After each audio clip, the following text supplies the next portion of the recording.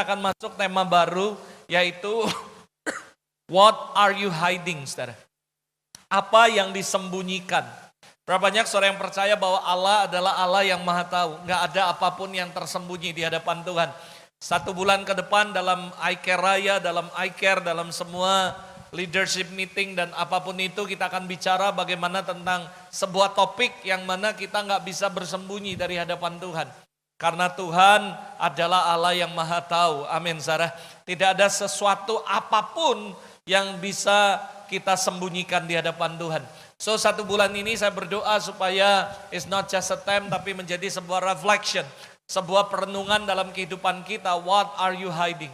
Apa yang Anda sembunyikan? Mungkin Anda bisa sembunyikan sesuatu di depan orang tua Anda, guru Anda, bahkan pendeta Anda. Tapi percayalah, enggak ada apapun yang Anda bisa sembunyikan di hadapan Tuhan. Ada, amin, saudara. Nah, dimulai dari minggu yang pertama. Nanti minggu kedua saudara akan dilayani oleh Pastor Nov. Lalu yang ketiga nanti ada David. Karena saya kebetulan minggu depan akan ada pelayanan di luar kota di beberapa tempat. Dan juga persekutuan beberapa hamba Tuhan. Ada di Boyolali, ada di Solo, ada di beberapa tempat, saudara.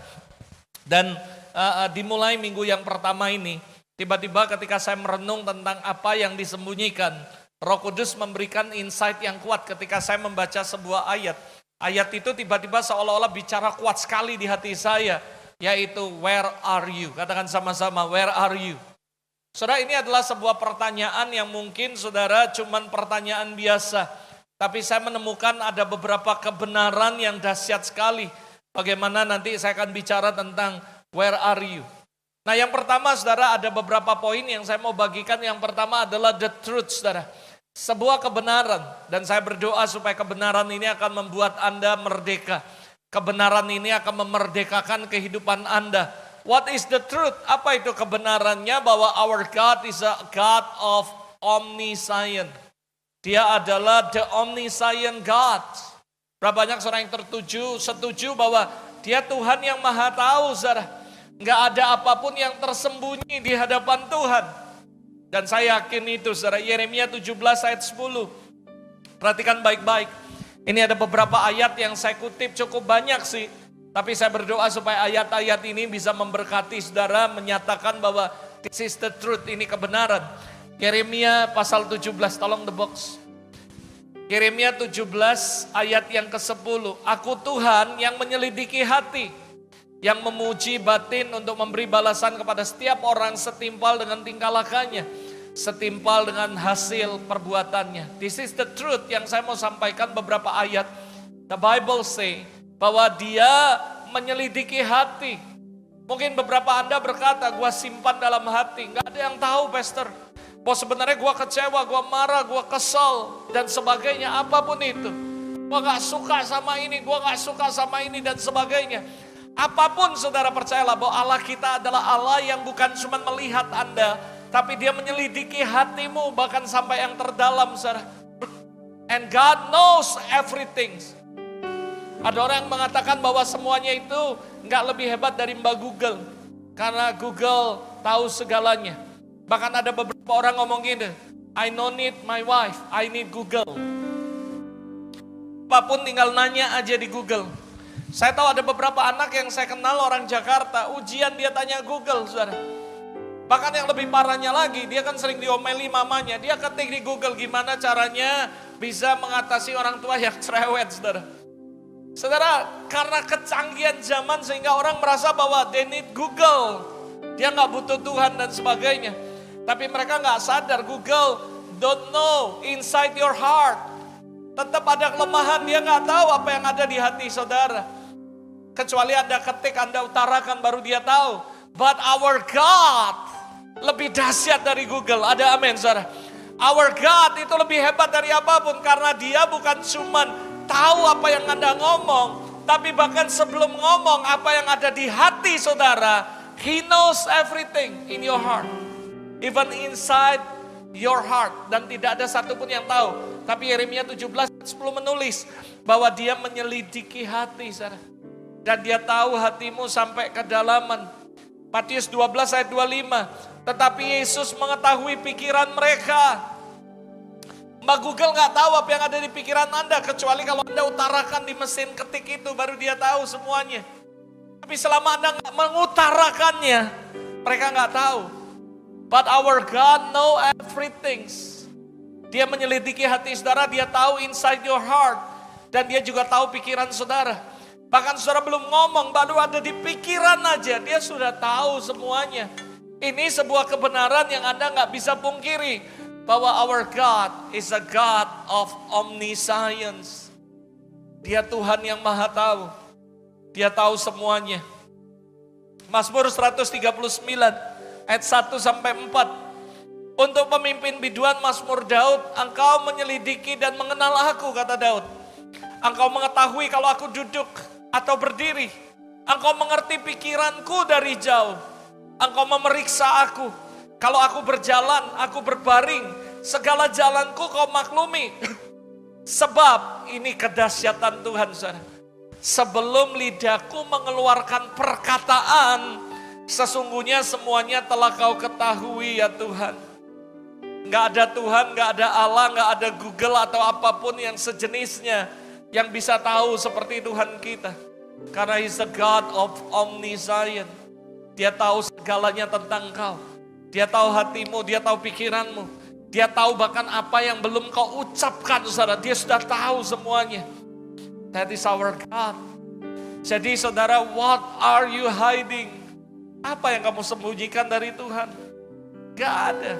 Dan tidak bisa, saudara. Nobody knows apa yang Anda alami inside your heart. Nobody knows apa yang ada di pikiran saudara. But God knows. Bahkan dia saudara call you by names. Dia tahu semua tentang Anda. Dia tahu tentang hidupmu. Dia tahu tentang pikiranmu. Dia tahu apa yang ada di hatimu. Dia tahu apa yang ada di pikiranmu. Ketika saya baca ini saya kagum. Dan saya berkata, wow Tuhan kau dahsyat. Nobody like you. Tidak ada yang seperti engkau.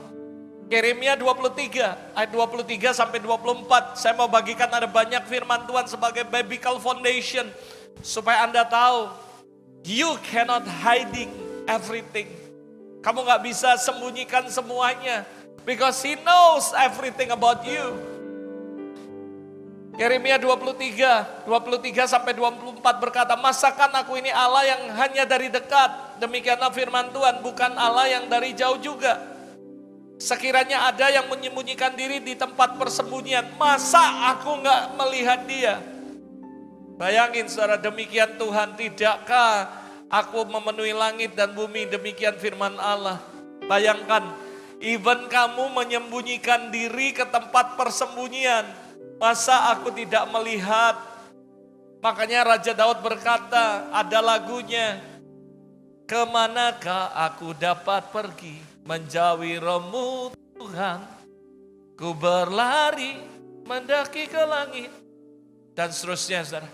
Dia bilang, aku ke langit engkau ada. Aku ke dunia orang mati engkau ada. Kemana aku bisa pergi ke menjauhi rohmu? Kenapa? Karena dia Tuhan. Allah yang maha tahu, amin saudara. Saudara, Anda gak bisa sembunyi dari dia. What are you hiding? Gak ada saudara. Apa yang disembunyikan? Tidak bisa saudara.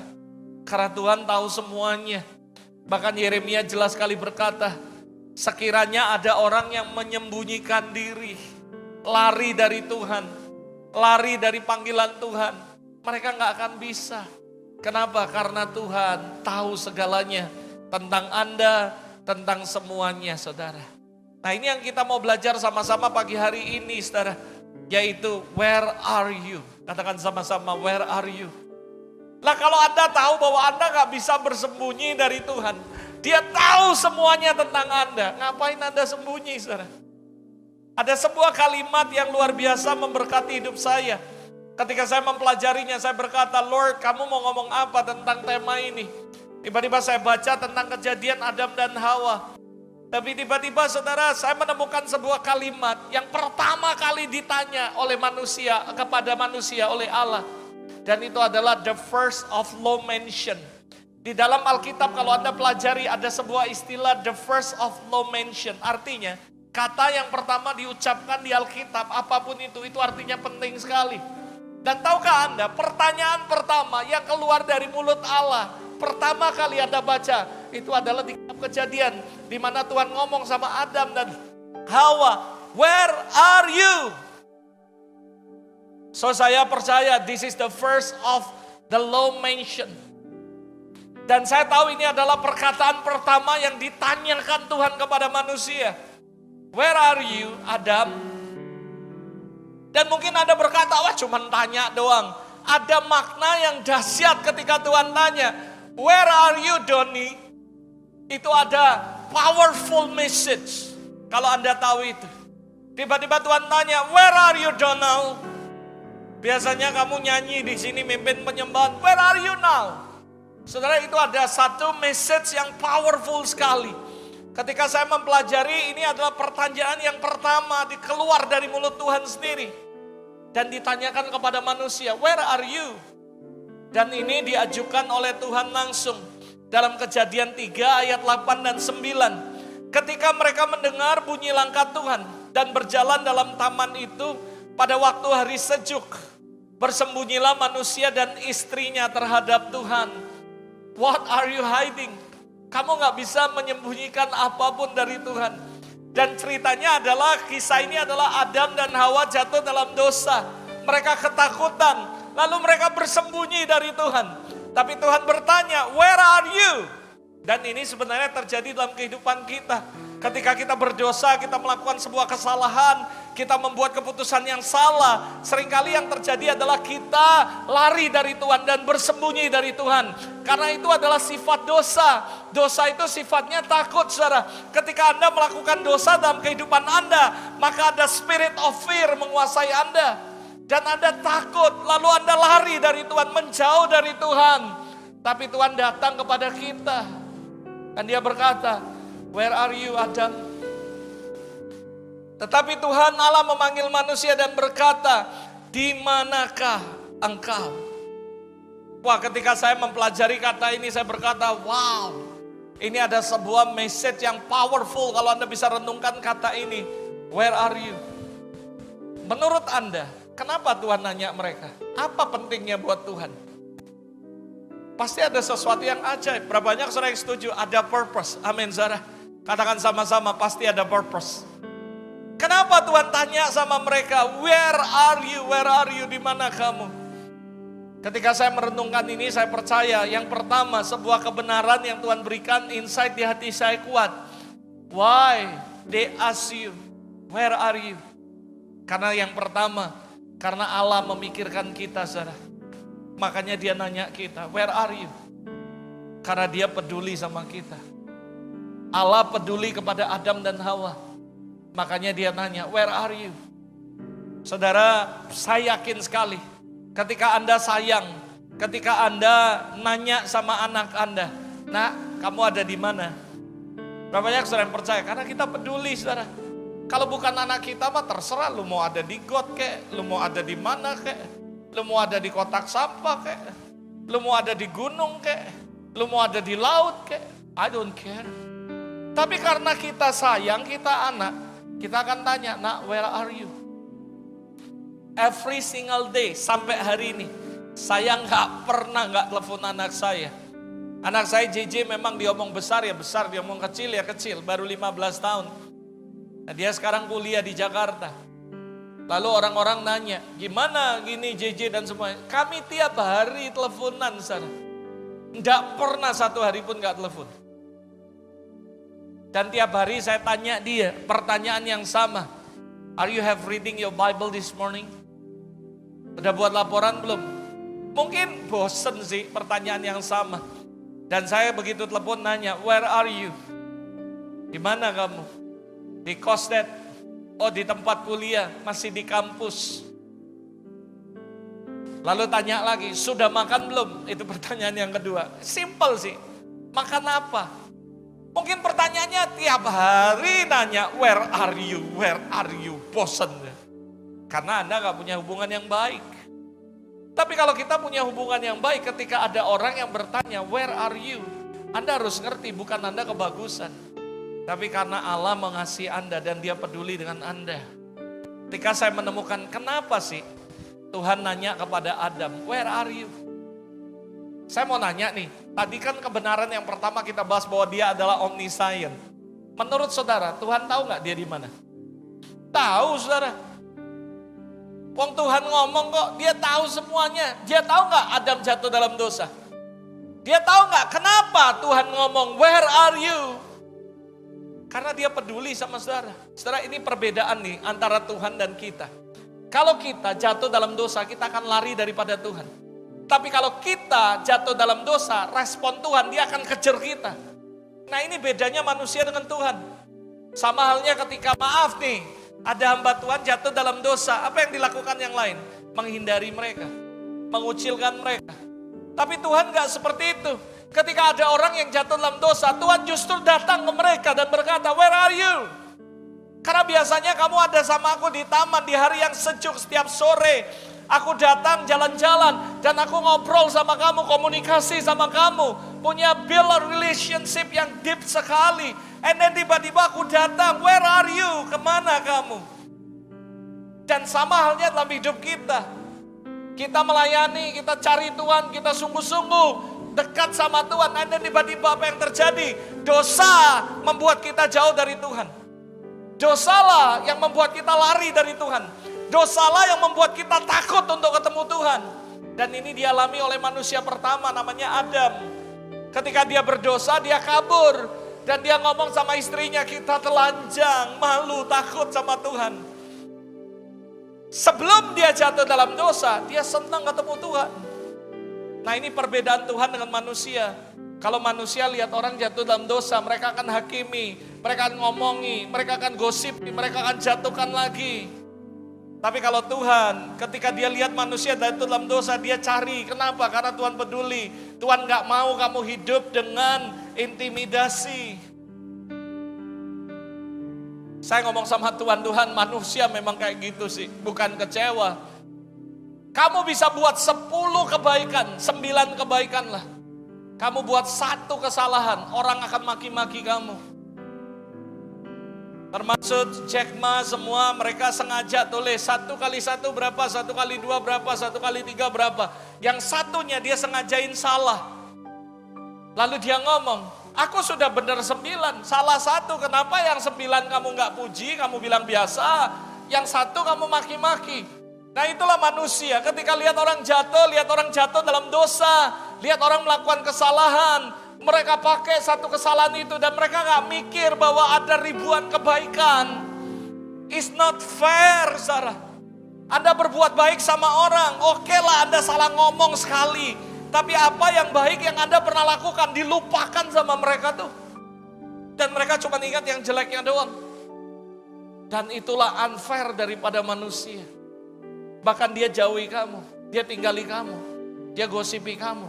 Kamu tahu gak sini, wah itu gini loh, wah ini gini. Kayaknya seneng banget kalau ada orang jatuh.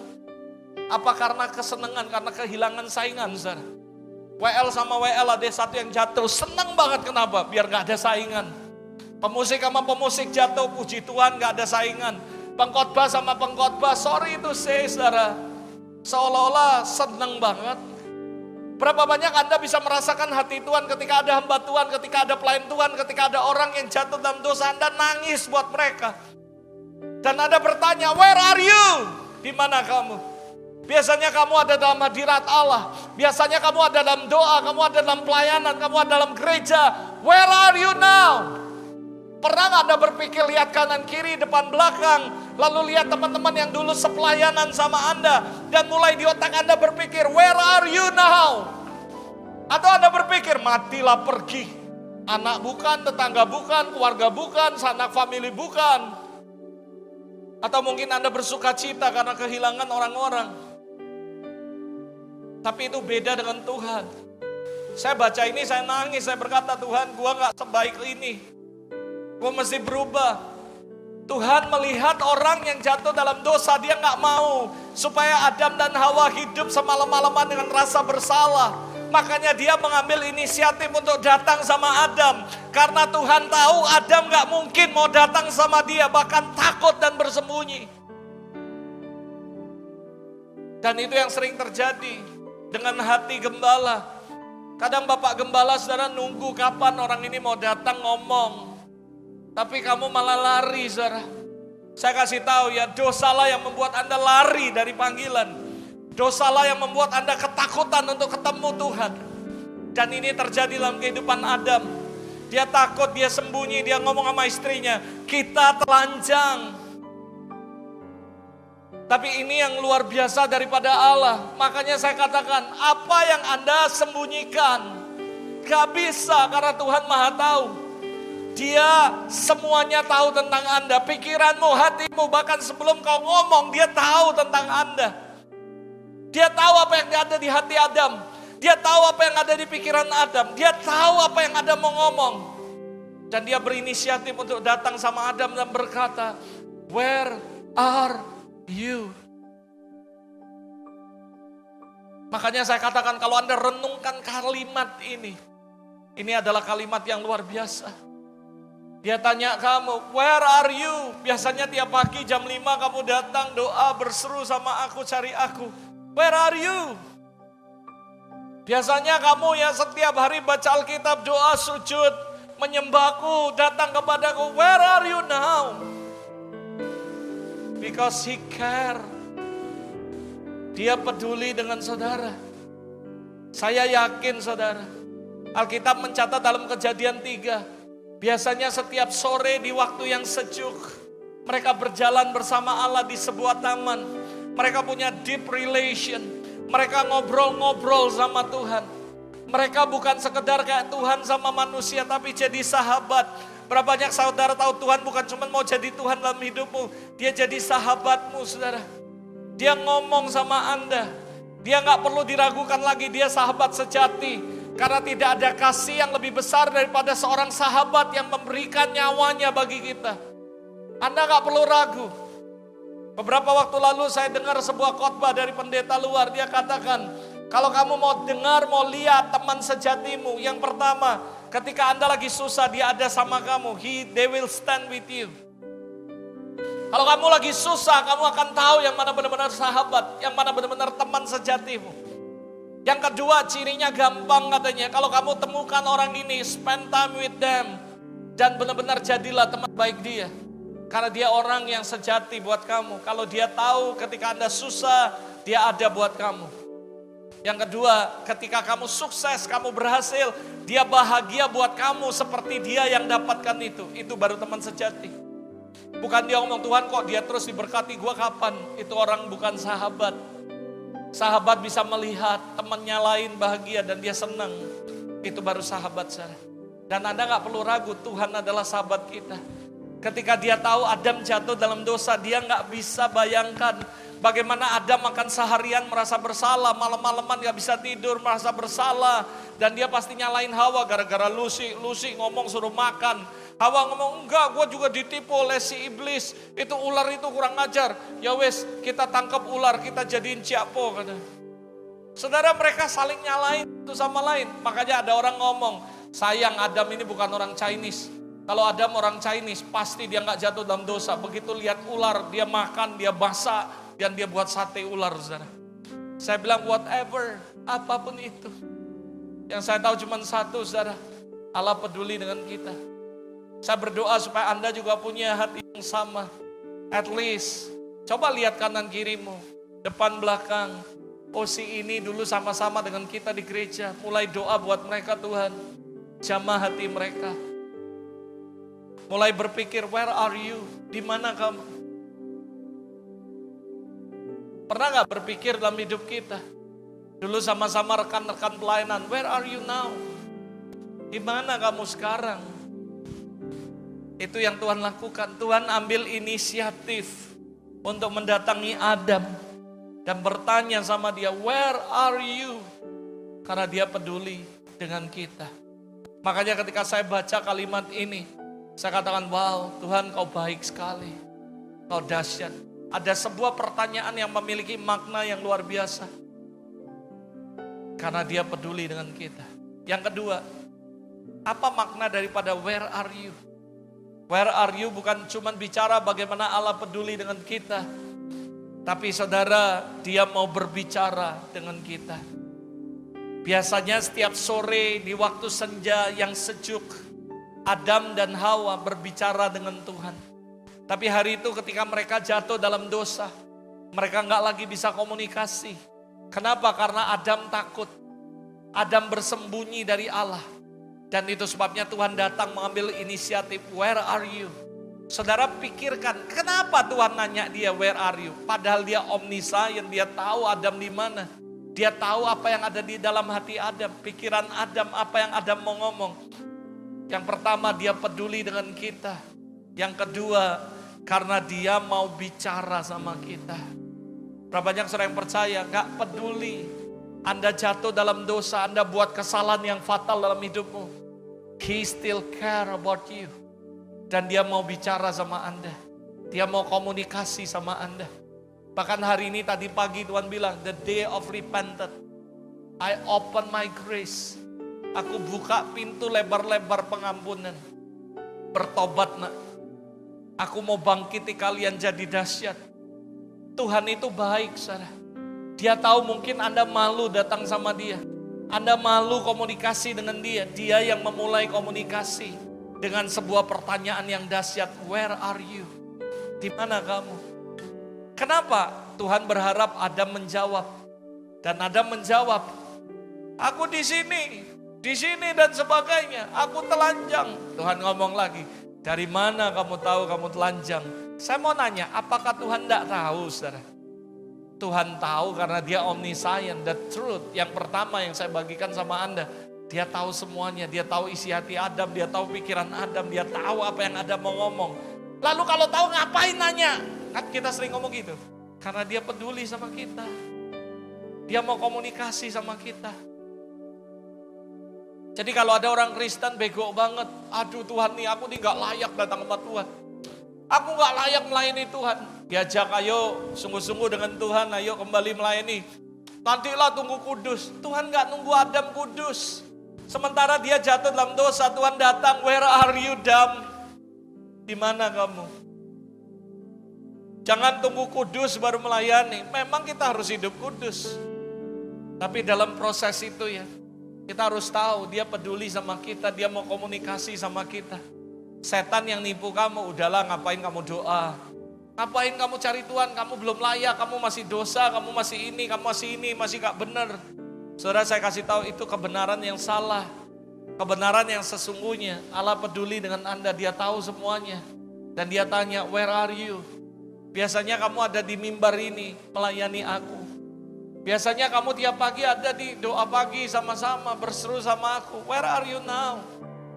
Bukan berarti dia kepo, dia sayang sama kamu. Kalau dia tanya Anda, where are you now? Karena dia sayang sama kita. Kalau dia tanya, where are you now? Karena dia mau komunikasi sama kita. Saya menemukan ada hal yang dahsyat sekali, Mazmur 65 ayat 4. Berbahagialah orang yang kau pilih, dan engkau suruh mendekat untuk diam dalam perantaraanmu. Kiranya kami menjadi kenyang dengan segala yang baik di rumahmu, di baitmu yang kudus. Dalam terjemahan lain dikatakan, blessed is the one you choose and cause to come near you. Saudara saya yakin sekali sih, supaya apa? We shall be satisfied with the goodness of your house and your holy sanctuary. Saya percaya saudara bahwa Tuhan berkata, blessed is the one you choose. Dan kau suruh, engkau pilih, dan kau panggil untuk mendekat dalam baitmu yang kudus. Seharusnya Anda merasa berbahagia kalau dia berkata, where are you? Tuhan sudah lama menunggu Anda. Where are you? Where are you? Where are you? Kenapa kamu udah lama gak melayani aku? Kenapa kamu udah lama gak doa? Where are you? Kenapa kamu kok sudah lama sekali gak bersekutu dengan aku? Berapa banyak orang yang percaya dia menanti kita karena dia mau komunikasi sama kita. Saya sangat diberkati dengan the story of Moses. Kalau Anda baca Keluaran pasal 7 ayat 1, 8 ayat 1, 9 ayat 1, 10 ayat 1, 11 ayat 1, 12 ayat 1, 13. Anda akan temukan sebuah kalimat, berfirmanlah Tuhan kepada Musa. Anda perhatikan dari setiap chapter hidup Musa, dimulai dengan berfirmanlah Tuhan dalam hidup Anda. Dan saya percaya kalau hidupmu tiap chapter, tiap hari dimulai dengan Tuhan berfirman sama Anda, your life is never be the same. Saya percaya kalau engkau start every single day with Christ, start with communication with God, relation with God. Saya percaya every single day in your life is a miracle. Ada mujizat, saudara. Kamu akan jalan bersama dengan mujizat Tuhan. If you walk with God every single day in your life. Gimana caranya bisa aku berjalan sama Tuhan?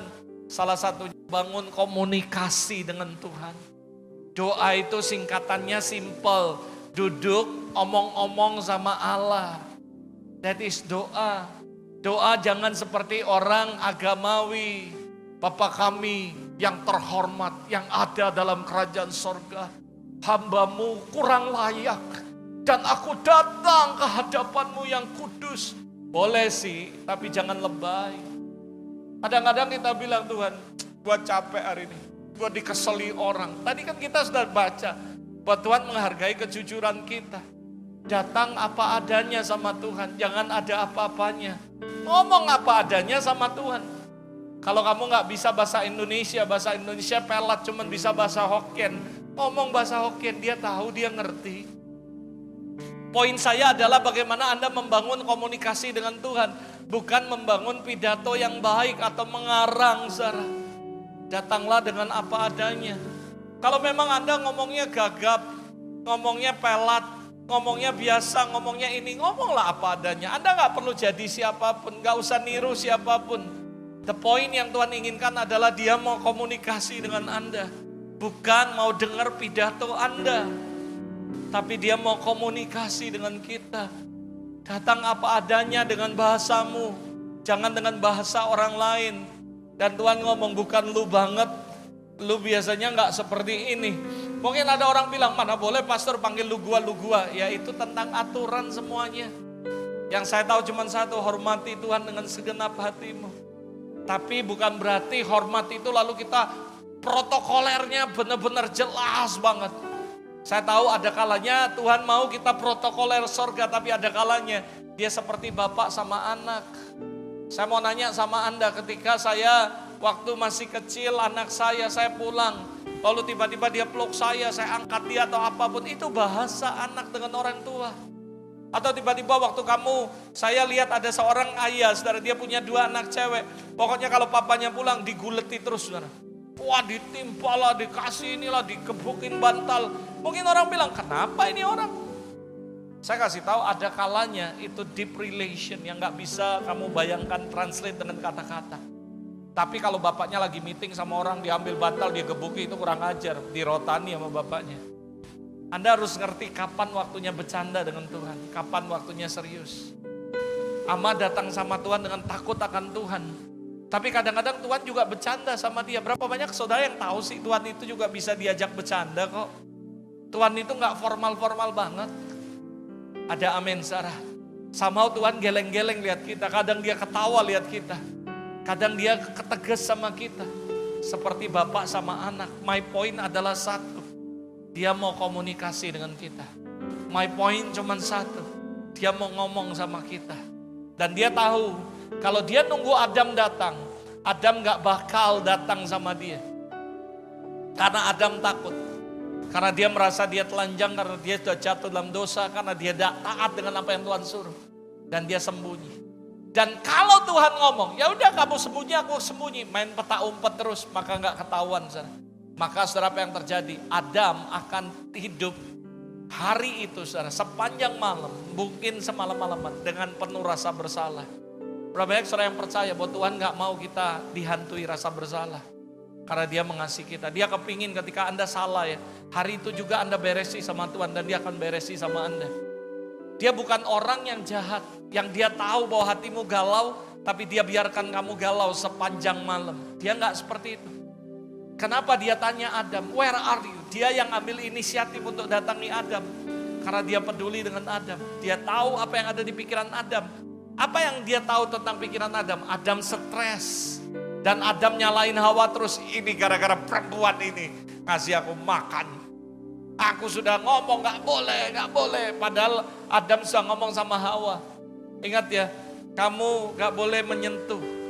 Bahkan saudara, dari mana saya tahu ketika dia jatuh dalam dosa, ditanya Tuhan, dia ngomong.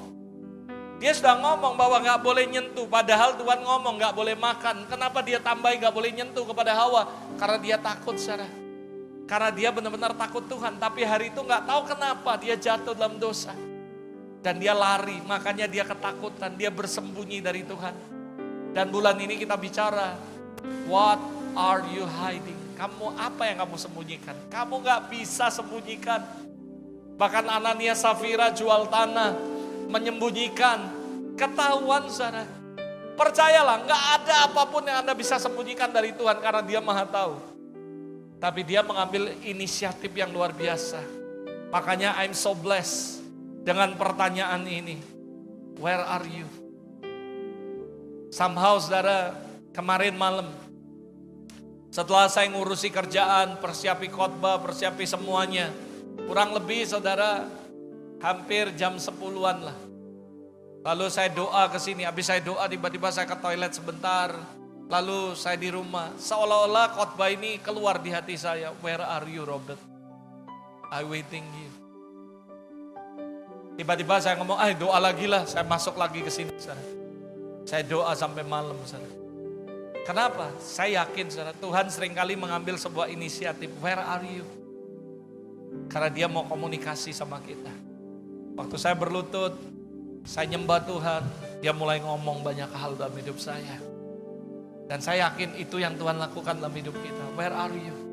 Mungkin biasanya setiap hari kamu ambil gitar, setiap jam berapa sampai jam berapa, itu adalah momen dimana kamu akan nyembah Tuhan dengan gitarmu. Yang walaupun kamu mainnya fales atau mainnya gak bagus, Tuhan gak lihat itu. Lalu Tuhan tanya, where are you? Biasanya kamu nyembah aku. Biasa kamu datang sujud berdoa kepadaku. Biasanya kamu bersekutu dengan aku. Where are you? Saya yakin sekali waktu saya ngomong where are you ya. Tuhan sedang ngomong sama Anda sekarang. Where are you? Biasanya kamu main gitar. Biasanya kamu doa nyembah aku. Where are you? Oh sibuk Tuhan, banyak kerjaan. Thanks God untuk blessing yang Tuhan kasih buat kita. Tapi Dia gak tertarik dengan kerjaan kita. Oh aku kerja banyak supaya bisa ngasih perpuluhan gede. Tuhan gak butuh perpuluhan saudara. Oh aku bisa ngasih persembahan. Percayalah, dengar baik-baik ya. Tuhan gak butuh persembahan saudara. Yang butuh persembahan adalah pekerjaan Tuhan. Tuhannya gak butuh. Catat omongan saya. Pekerjaan Tuhan yang butuh uang. Tapi Tuhan gak butuh uang. Dengar kata saya. Yang butuh uang saudara, uang saya, semuanya adalah pekerjaan Tuhan. Untuk bayar listrik, bayar sewa, bayar ini, bayar semuanya. Tuhan gak butuh. Mau kasih banyak, mau kasih dikit gak ngaruh sama Tuhan. Yang Dia mau adalah Dia mau komunikasi dengan kamu. Where are you? Tuhan aku nyari duit supaya gereja banyak uang. Dia gak cari itu, Dia gak nanya itu. Dia tanya where are you? Bukan how much you give. Oh pastor kemarin kan khotbahnya enjoy to give. Betul, tapi dia gak interest dengan giving. Kamu gak bisa nyogok Tuhan dengan perpuluhanmu, persembahanmu, dengan semua perbuatan baikmu. Dia Allah yang mau build relation dengan kita. Makanya Dia gak nanya how much you give. Dia tanya where are you? Di mana kamu? Karena Dia mau komunikasi sama kamu. Dia peduli sama kamu. Wow, saya waktu baca ini saya nangis Tuhan. Kadang-kadang kita pendeta sibuk, khotbah, pelayanan buat ini. Tuhan bilang, aku gak nyuruh kamu khotbah, where are you? Di mana kamu? In my present atau di luar hadiratku? Banyak orang ngomong, aku tinggal di dalam Kristus. Dengar ya, Tuhan pernah jawab saya, nah banyak orang ngakunya tinggal dalam aku. Padahal mereka cuma tinggal di dalam gereja dan tinggal di dalam pelayanan. Tapi mereka di luar aku. Mereka bahkan gak pernah ada waktu untuk aku. Mereka sibuk melayani. Mereka ngomong Tuhan ada di sini, tapi aku gak ada di situ. Where are you? Apakah Anda in the zone? Ada dalam zonanya Tuhan. Anda in the path, stay in the path, on the path. Apakah Anda dalam tracknya Tuhan? Where are you? Di mana Anda? Di luar Kristus atau tinggal di dalam Kristus? Where are you? Dalam pelayanan atau di dalam Kristus? Orang yang di dalam pelayanan belum tentu di dalam Kristus. Tapi orang yang di dalam Kristus, dia pasti akan ada dalam pelayanan. Dan Tuhan gak panggil kamu untuk ada di pelayanan, ada di gereja. Dia panggil kamu ada dalam Kristus. Stay in the presence. Where are you now? Yuk renungin kalimat ini. Hari ini khotbah saya simple. Saya akan ngomong mungkin ratusan kali kalimat ini. Where are you? Saya berdoa supaya pulang dari tempat ini Anda ingat satu kalimat. Where are you? Dan Anda tanyakan dalam hidupmu. Where are you now? Oh dulu ya Pastor Robert ya. Baru nyanyi satu lagu. Shalom saudara. Saya sudah nangis karena saya merasakan the present. But now where are you? Dulu ya kalau setiap kali saya main musik ya. Baru nyembah nih masuk khotbah penyembah saya bisa nangis sama Tuhan. But now where are you? Wah dulu aku gak perlu bahasa roh. Kenceng-kenceng. Saya cuma ngomong Tuhan terima kasih. Saya sudah netesi air mata. Karena memang saya deep banget dengan Tuhan. Tapi sekarang ya nyanyi 10 lagu di doa itu tumpang tangan gak berasa apapun. Where are you? Dulu ya. Saya begitu nyanyi ya, angkat tangan, saya bisa rasakan the presence so strong. Saya bisa nangis, saya bisa berlutut. Satu hal yang saya paling senang dalam setiap ibadah, ketika saya bisa meneteskan air mata, bukan karena pergumulan. Because the presence. Saya bisa angkat tangan, nangis, saya berkata, Lord, you are so good. Kau baik. Gak usah ngomong banyak-banyak, satu kalimat aja. Ketika engkau ngomong karena engkau punya kedekatan sama Tuhan, it will be different, saudara. Where are you now? Pertanyaan ini, saudara, yang saya renungkan dari semalam waktu saya sini. Robert, where are you now? Are you stay in the present? Where are you now? Gak peduli kamu masih pelayanan di gereja, kamu masih aktif. Where are you? Di mana kamu? Dia mau komunikasi dengan kita. Yang ketiga, saudara, kenapa Tuhan nanya sama Adam, where are you, Adam? Karena dia mengetahui kita sudah menyimpang, saudara. Kenapa sih ditanya, where are you? Karena Tuhan tahu sebenarnya kita sudah nyimpang. Sebenarnya ketika Tuhan tanya kita, where are you now? Cepat-cepatlah bertobat. Karena dia tahu kamu sudah nyimpang, kamu sudah keluar. Kamu sudah jauh dari Tuhan. Hari ini tanggal 5. Mingguan lalu saudara, dia ngomong sama kita. Tanggal 5 aku buka pintu kesempatan untuk semua orang bertobat. Hari ini khotbah saya adalah repented, bertobat. Where are you? Kalau Tuhan tanya ini sama kamu, karena dia tahu kamu sudah jauh dari Tuhan. Mungkin kamu berkata, aku tiap minggu datang ke gereja di IFGF rutin. But Tuhan tanya, where are you? Apakah kamu bisa merasakan the present waktu pertama kali Anda ketemu Tuhan, ngalami Tuhan? Kapan terakhir kali kamu nangis di depan Tuhan? Bukan karena pergumulan, bukan karena masalah. Tapi karena hadirat Allah, karena benar-benar ngalami perjumpaan yang manis dengan Tuhan. Kapan terakhir kali kamu nyembah Tuhan, kamu nyanyi, dan kamu meneteskan air mata. Karena kamu merasakan jamahan daripada Roh Kudus. Kapan terakhir kali waktu kamu baca Alkitab, kamu bisa nangis. Kapan terakhir kali, saya sering setelah naik mobil, nyetir sendirian. Tiba-tiba the present come, dan saya nangis. Saya dilawat Tuhan berkali-kali. Kapan terakhir kali kamu mengalami hadirat Allah secara personal dalam hidupmu? Kapan terakhir kali kamu doa sampai kamu nangis, bukan karena beban, bukan karena masalah, tapi karena kehadiran Tuhan yang nyata dalam hidupmu? Where are you now? Apalagi yang online. Yang onsite aja kadang susah masuk kata orang. Tapi saya bilang enggak juga sih, tergantung orang. Banyak ketika saya khotbah orang-orang berkata, Pastor, saya di rumah tapi saya rasakan, saya ngalami Thanks God, semua depend on you. Semua depend on your heart. Tapi ketika saya baca yang ketiga, kenapa sih Tuhan tanya Adam, where are you? Karena dia tahu sebenarnya Adam sudah menyimpang. Makanya dia tanya, where are you? Kenapa? Karena Tuhan mau supaya dia berubah, kembali kepada Tuhan. Where are you now? Saya berdoa supaya kata where are you melekat di hati saudara hari ini. Dan benar-benar ini menjadi sebuah rema yang kuat dalam hidup Anda. Dan Roh Kudus bicara dalam hidupmu. Where are you son? Where are you my daughter? Where are you? I miss you. Aku merindukan hari-hari di mana kamu tuh dekat sama aku. Berjalan bersama aku. Mengandalkan aku dalam hidupmu. Sama Tuhannya yang kamu tinggal, bukan Tuhan yang ninggali kamu. Kamulah yang meninggalkan Tuhan. Makanya hari ini dia berkata, where are you? Yang ketiga, ini yang saya mau mengajak Anda untuk belajar sama-sama. How? Bagaimana respon kita? Apa yang harus menjadi respon kita? Ketika kita mendengar, where are you? Responmu akan mempengaruhi. Yang pertama, ini yang harus menjadi respon kita, yaitu mengakui penyimpangan yang kita lakukan. Sebenarnya Tuhan tanya, where are you? Karena dia tahu kita punya penyimpangan. Dan respon kita harusnya mengakui setiap penyimpangan yang sudah kita lakukan. Kalau kita lihat lagi di ayat Kejadian pasal 3 ayat 8-9. Terungkap secara bagaimana Tuhan bertanya, where are you? Di mana engkau?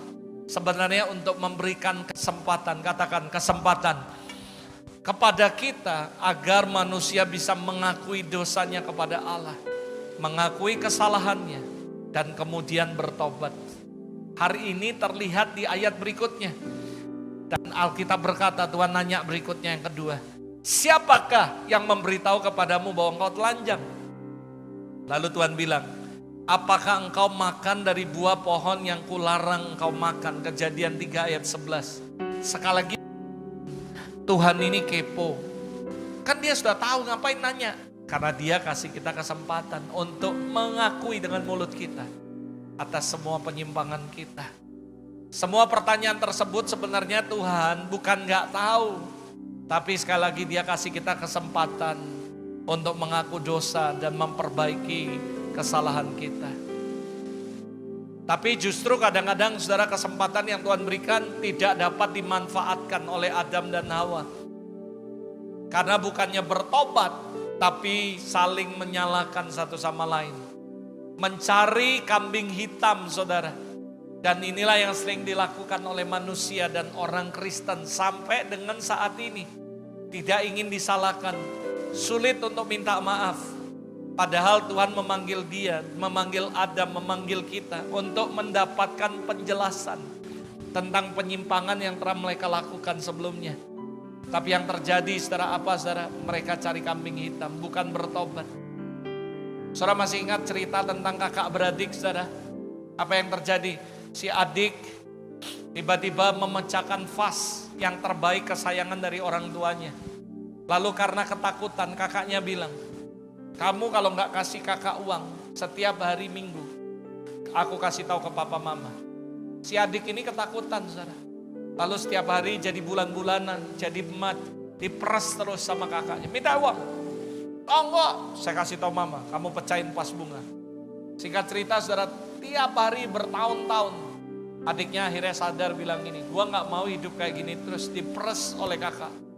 Sampai akhirnya dia memutuskan untuk minta maaf dan mengakui perbuatannya.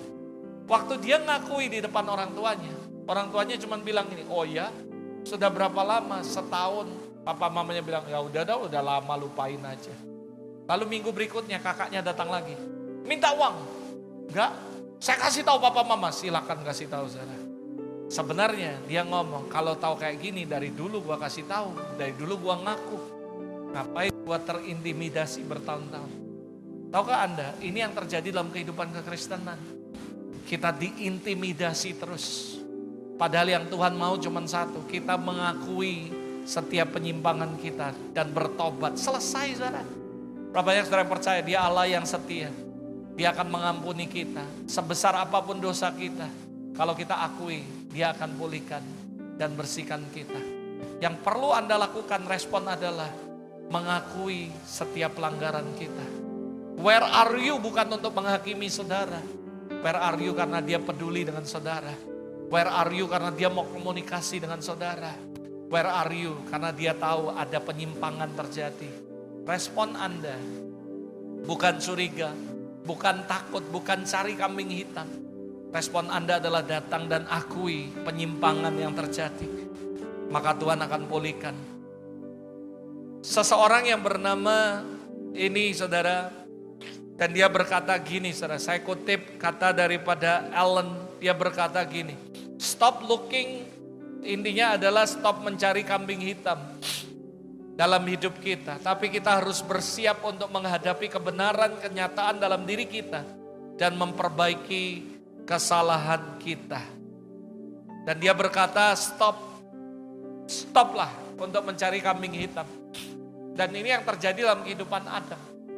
Ketika Adam ditanya sama Tuhan, where are you? Dia cari kambing hitam. Nih perempuan ini nih yang kamu kasih untuk aku. Perempuannya ngomong, ular ini nih yang nipu aku. Saudara, seharusnya Tuhan tahu gak? Tahu saudara. Tuhan gak butuh berbelat-belit, Tuhan cuma minta satu. Ya Tuhan, aku salah, aku akui, aku bertobat. Selesai saudara. Jadi kalau Tuhan datang dalam hidup saudara, where are you? Gak usah berbelat-belit saudara. 1 Yohanes 1 ayat 9 dikatakan, jika kita mengaku dosa kita, katakan mengaku. Lebih keras 2 kali, mengaku. Apa yang dia lakukan? Maka ia setia dan adil, ia akan mengampuni, katakan mengampuni. Dari segala dan menyucikan kita dari semua kejahatan kita. Jadi sebenarnya ada 2 kata kunci. Kita mengaku dan dia ngampuni. Selesai saudara. 1 Yohanes 1 ayat 9 ngomong gitu. Jadi gak usah cari kambing hitam. Siapa yang salah, siapa yang benar. Udah akui dan dia ampuni kita, selesai. That must be our response. Itu yang harus jadi respon kita. Ketika Tuhan berkata, where are you? Kamu harus jawab ini. Lalu ada sebuah story juga setelah saya baca lagi kisah yang berikutnya. Saya menemukan the story of Kain, saudara. Anda tahu cerita tentang Kain, saudara. Dia ngalami hal yang serupa sih. Pertanyaan Tuhan, where are you? Di mana kamu? Di mana engkau?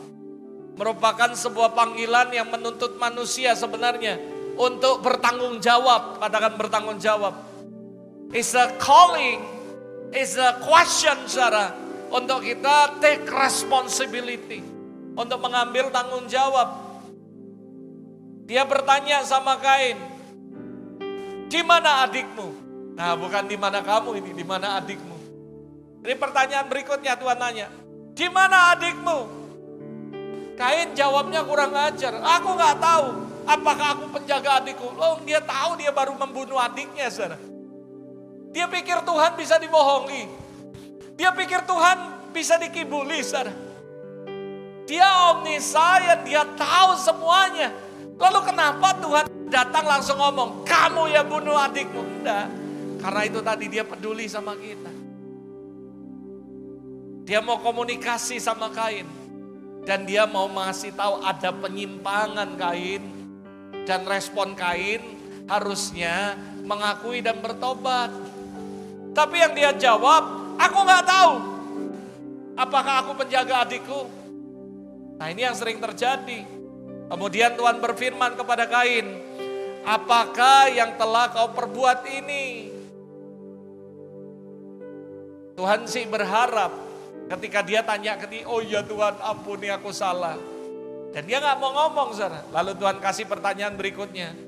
Darah adikmu itu berteriak kepadaku dari tanah. Nah kalau sudah gitu, aduh ketahuan deh. Udah gak bisa lagi, no. Sebenarnya Allah tahu kok Habel dibunuh oleh Kain. Dia tahu semuanya.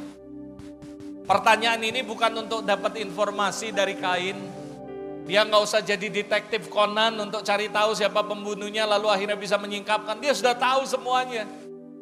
Tapi dia kasih pertanyaan bukan cuman karena Tuhan iseng atau ngerjain Kain. Itu tadi saudara. Dia mau kasih tahu bahwa dia peduli. Dia mau kasih tahu bahwa dia mau komunikasi. Dia mau memperbaiki karena ada penyimpangan. Tapi masalahnya kita seringkali gak mau memperbaiki. Harusnya kita memperbaiki. Ada amin saudara.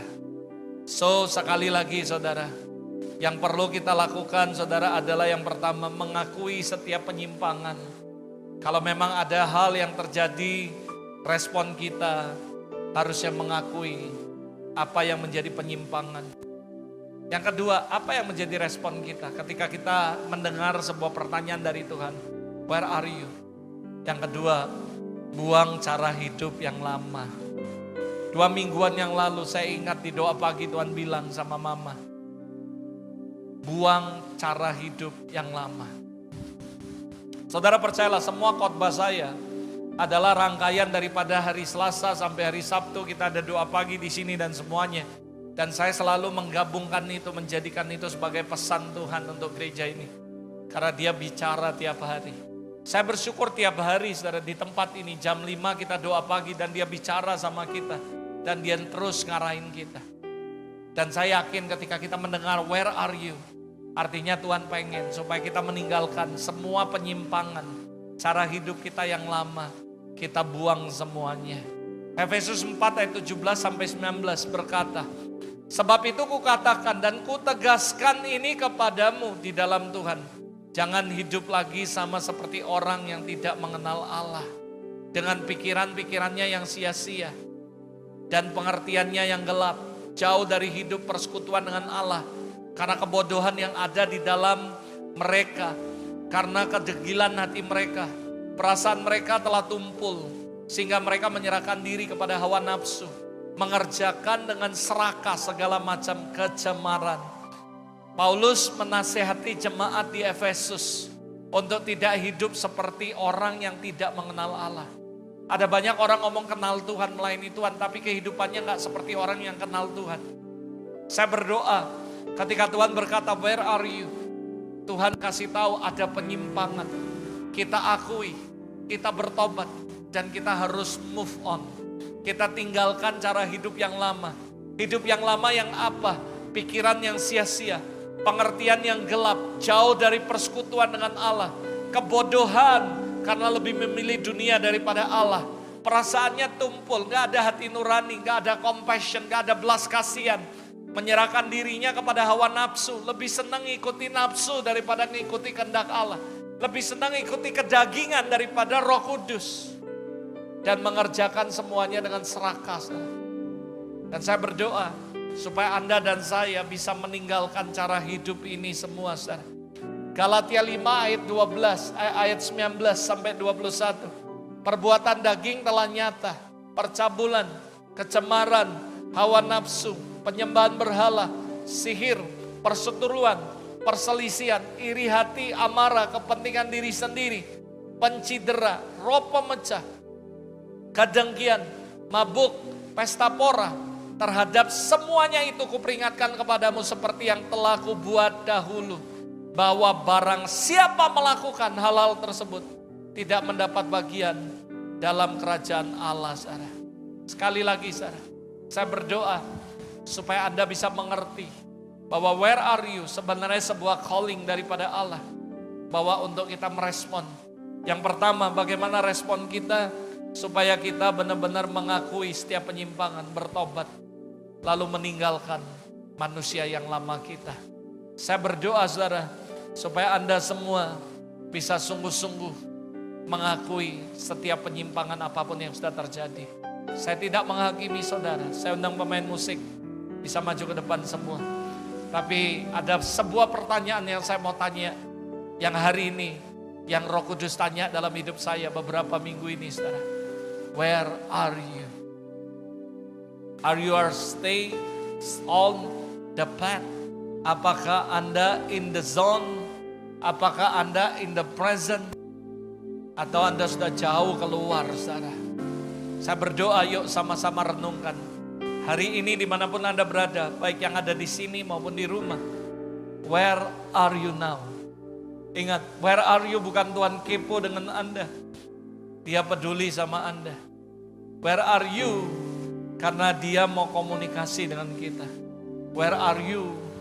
Karena dia mau kasih tahu ada penyimpangan, nak. Saya percaya Tuhan sedang bicara kepada beberapa Anda yang tepat ini. Responi dengan benar. Akui penyimpangan, gak usah cari kambing hitam. Akui penyimpanganmu and moving forward. Tundukkan kepala sama-sama di hadapan Tuhan. Ada sebuah lagu lama sih, tapi saya senang kalimatnya. Karena kalimatnya menceritakan bagaimana kita harus meninggalkan kehidupan yang lama. Haleluya, thank you Lord. Ku telah mati dan tinggalkan cara hidupku yang lama. Semuanya sia-sia dan tak berarti lagi. Hidup ini ku letakkan pada mezbamu ya Tuhan. Jadilah padaku seperti yang kau ingini. Ku telah mati, ku telah mati dan tinggalkan cara hidupku yang lama. Semuanya sia-sia dan tak berarti lagi. Hidup ini ku letakkan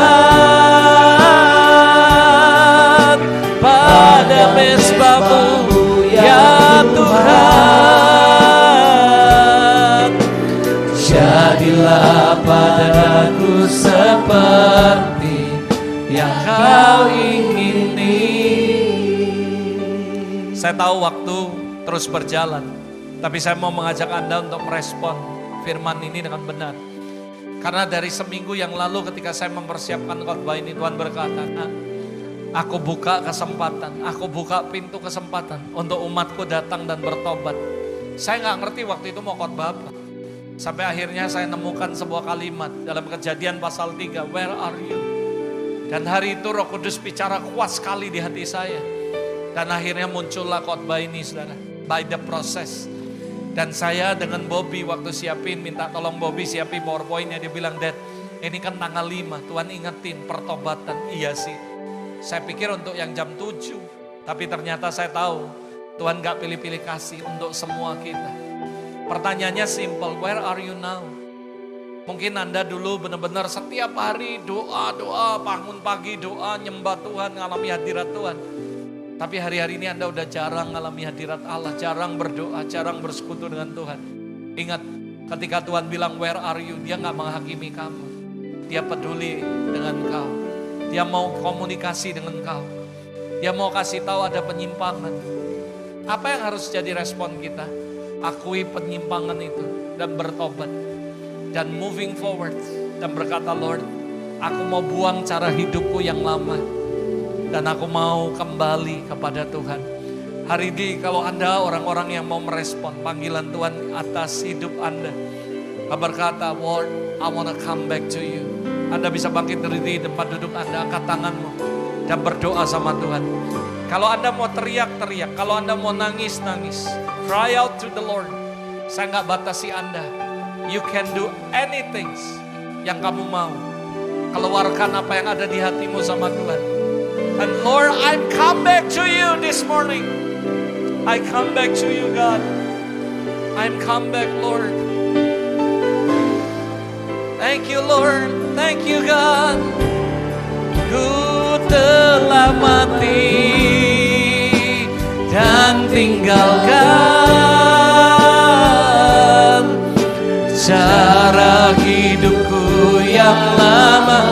Semua Anda yang di rumah, Anda bisa bangkit berdiri, angkat kedua tanganmu.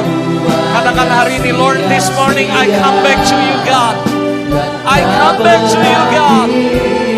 Aku akui setiap penyimpangan.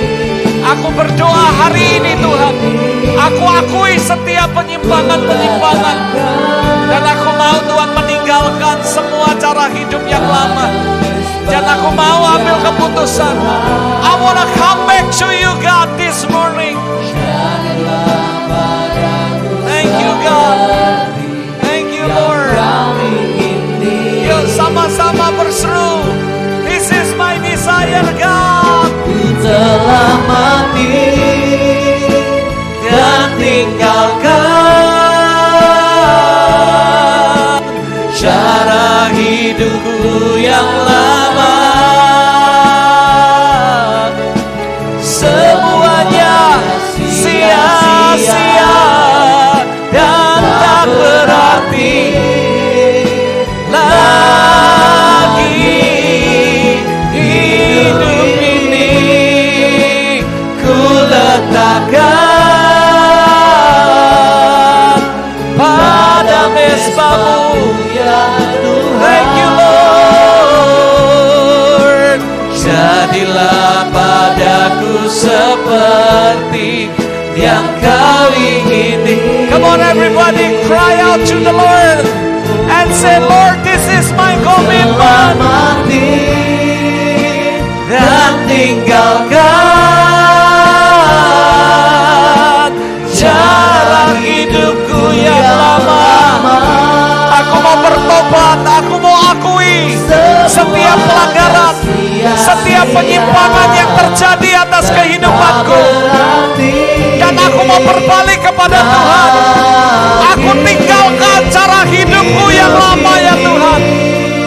Mari Roh Kudus, aku berdoa sama setiap umat-Mu hari ini. Biar hari ini kami kembali punya hubungan yang dekat dengan Engkau, Tuhan. Stay in the presence, stay in the zone, stay on the path, God. Thank you, God, thank you, Lord.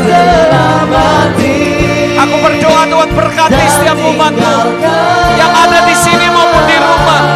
Aku berdoa, Roh Kudus, biar hari ini mereka kembali kepada Engkau, Tuhan. Kami semua bertobat, kami semua berbalik kepada Tuhan. Kami semua akui setiap penyimpangan-penyimpangan yang terjadi atas kehidupan kami. Dan kami berdoa hari ini, Tuhan, kami mengambil sebuah keputusan, meletakkan hidup kami di atas mesbah-Mu, ya Tuhan. Dan kami memutuskan untuk meninggalkan cara hidup yang lama, yang gak sesuai, yang kedagingan, yang gak benar, Tuhan, yang duniawi. Hari ini kami putuskan untuk meninggalkan semuanya, Bapa, dan berbalik kepada Engkau. Mulai hari ini berbicaralah lagi dalam hidup kami, ya Tuhan. Pimpin hidup kami kembali, arahkan hidup kami kembali. In the name of Jesus, in the name of Jesus, in the name of Jesus. Kami tanggalkan semua kehidupan yang lama hari ini di dalam nama Yesus. Dan Roh Kudus bawa kami untuk mengalami Tuhan dengan nyata dimulai dari hari ini. Terima kasih, Tuhan. We give you all the glory. We give you all the praise. Thank you, God.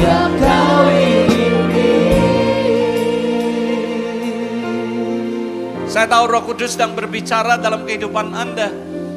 Saya cuma berdoa supaya Anda punya respon yang benar hari ini. Saya tahu Roh Kudus berkata, menanti Anda, nak, kembali. Sudah lama aku nanti kamu. Udah lama aku menunggumu. Dan hari ini saya berdoa supaya engkau benar-benar kembali sama Tuhan. Once again, Lord, I bless every one of them. Aku berkati setiap mereka yang ada tempat ini. Dimulai malam ini, dimulai hari ini, Tuhan. Mereka bisa kembali mengalami Tuhan secara nyata dalam hidup mereka. mengalami the present dalam hidup mereka, dalam setiap doa mereka. Mereka mendengarkan Engkau kembali, Engkau menuntut mereka kembali. Dan Roh Kudus mereka bisa mengalami Engkau, mengalami jamahan-Mu, mengalami hadirat-Mu. Dan bawa mereka Tuhan. Aku berdoa bless all your people. Dan semua orang yang ada di online dimanapun mereka berada, bless them Lord, bless them.